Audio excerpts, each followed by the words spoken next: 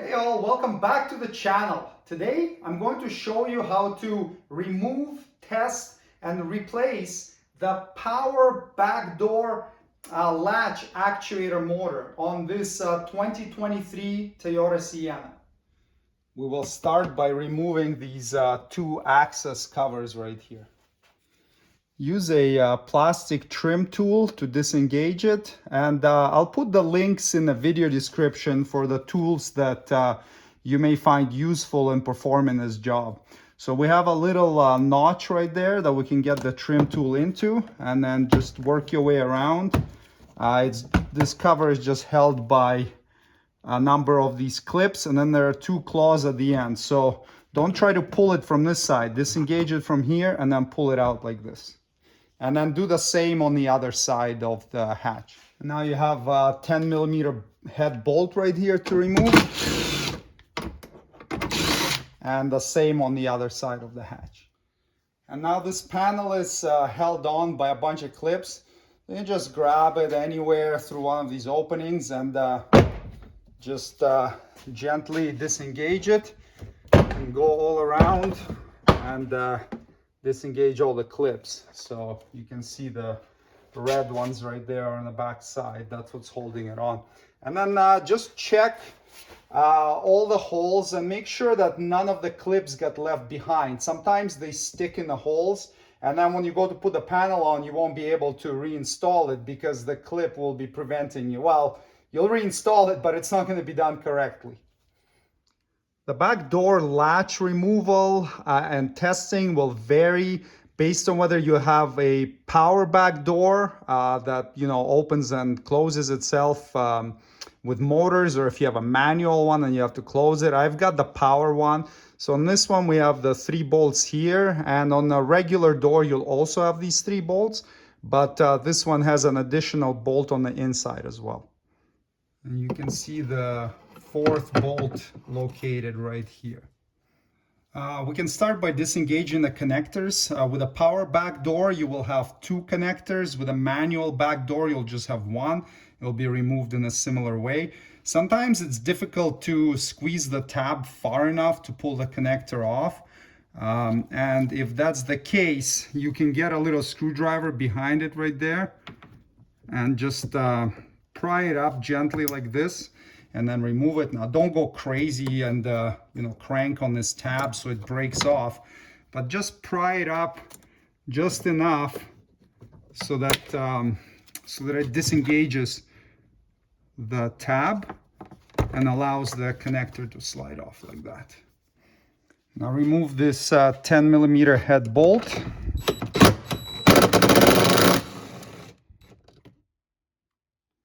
And then remove these 3 bolts. On this motor actuator, they're 10 millimeters. I believe on the non-power backdoor one, they may be 12 millimeters because the tightening torque on them is higher.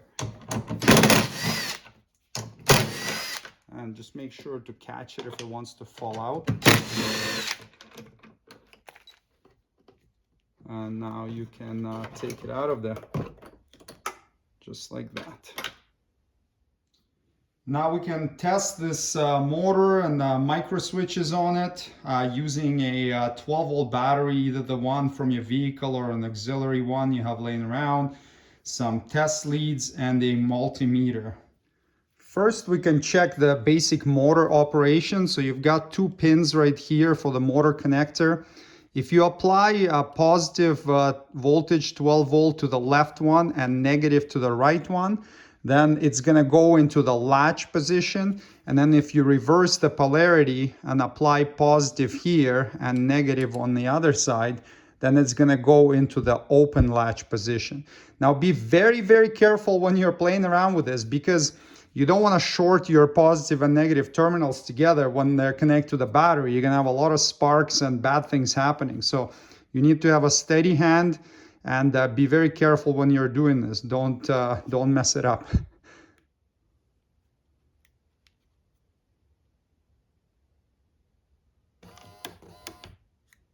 Okay, so you can see that the latch is now fully latched. Here, let me disconnect this and take a look at the latch. It is fully closed. So we can do some testing now on some of these pins, or we can reverse it and fully open it again just to make sure that it works in both directions. I'm sure it will, but here, let's give it a shot.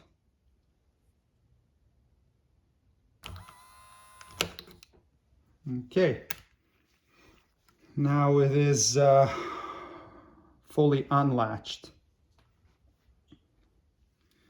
Now we can do some testing on the micro switches and make sure they're all working fine. So that's this connector right here. It's got 6 pins in it.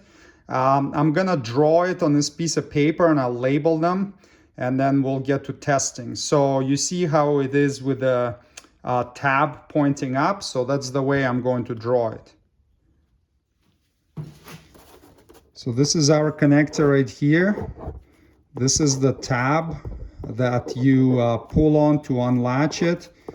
It's got 6 pins in it, and we have pins 1, 2, 3, 4, 5, and 6. We're only concerned with these pins right here.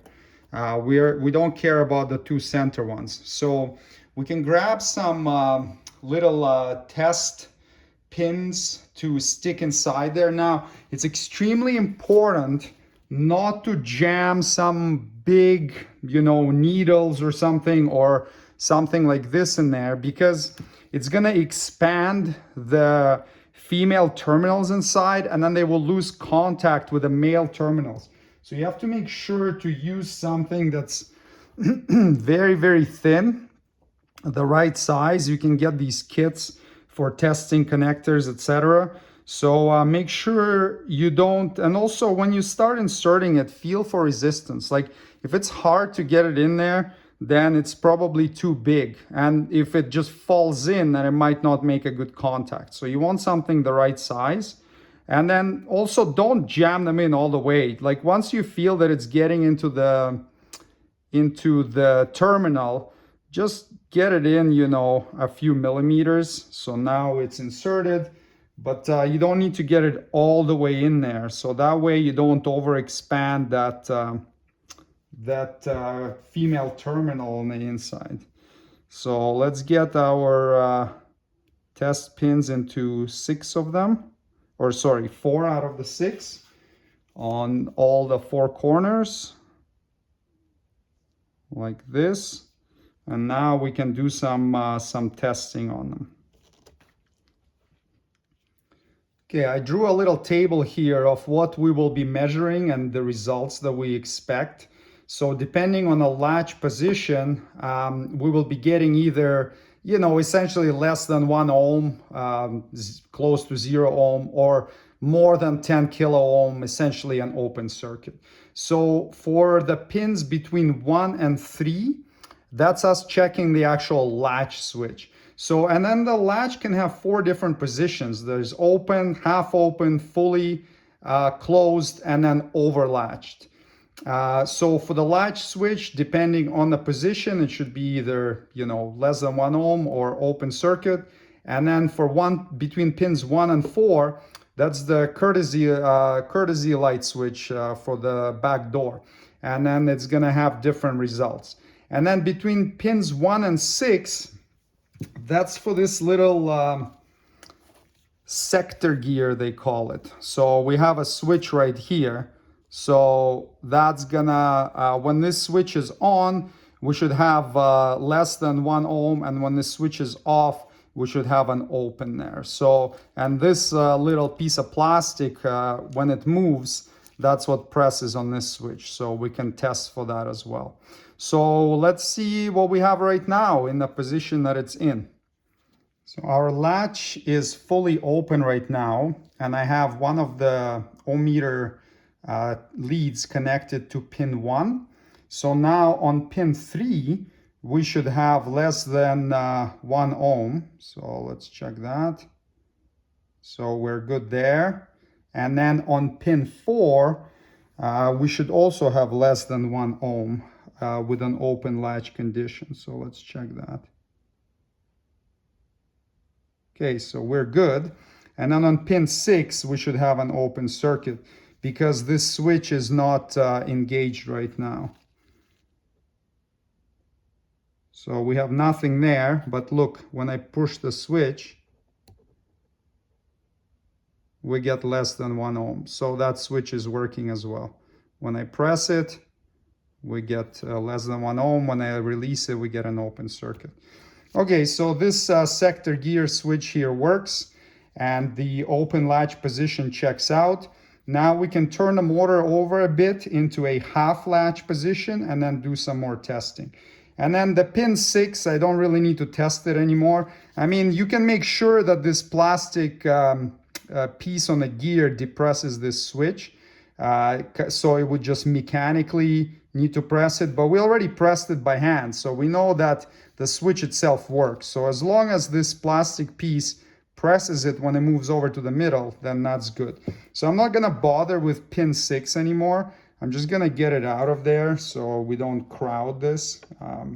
I'll consider this tested, but you could move this over and make sure that it depresses this. Okay, so let's turn the motor over a little bit and we'll do a little bit more testing.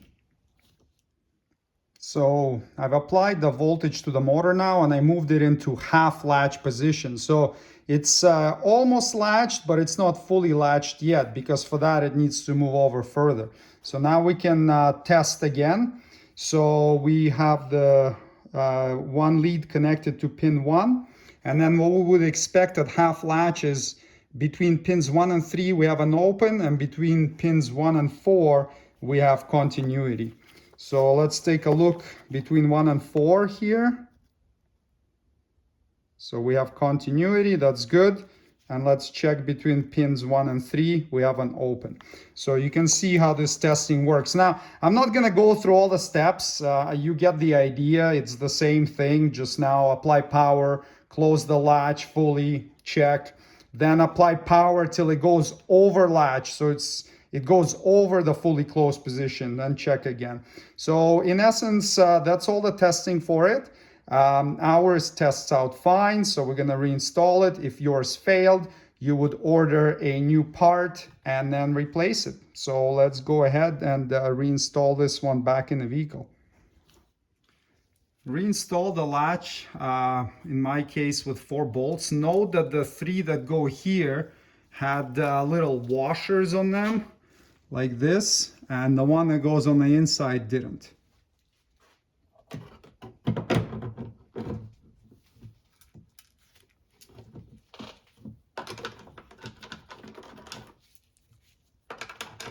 Install all 4 of them before you tighten them, and just you can screw them in just finger tight for now, but you want to be able to you know, move it a little bit so you can get the last bolt in there. Otherwise it may be difficult to get it in position.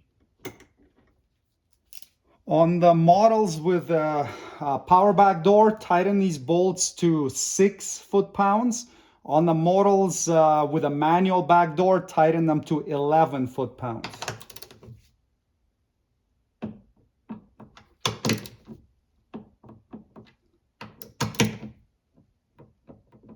And then don't forget to tighten this one in the, on the inside as well. And then you can reconnect the connectors and plug them in until they click, like so. Now also I forgot to mention that I fully unlatched it before I installed it, just so that when I put it in the car, it's unlatched in a state that it's supposed to be in. And now we can test it, make sure that it still works properly. So when I press the closer button, it just beeps at me. So it's unhappy about something right now, likely because we disconnected it. So we just need to reinitialize the power back door. So in order to do that, we just manually close it fully, and that should initialize it. So let's try it. Go slow and just manually close it.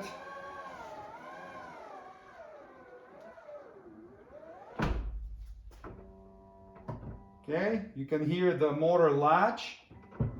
So now it opens, and it should also close. Okay, there we go. So yeah, just needed to be initialized. This thing probably knows that the motor was disconnected, so it's pretty smart. On the non-power backdoor ones, there are only 3 pins on the connector, and it's a little bit different of a testing process, but unfortunately I don't have that model here to show you. To install this cover, just again double check that none of the clips were left in the body of the vehicle. If any are left there, remove them with a clip remover and reinstall them back into the cover, and then just line the cover back up nice and level.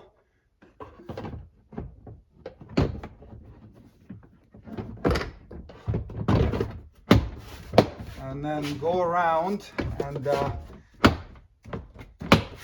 engage all the clips.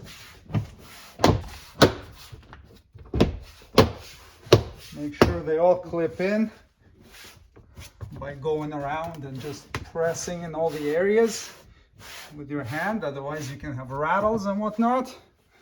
And then once you're satisfied, we can reinstall the bolt.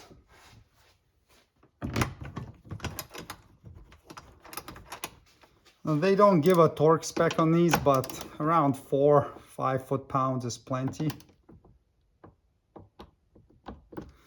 It's good.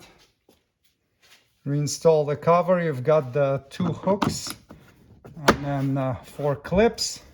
And then do the same on the other side, the bolt and the cover.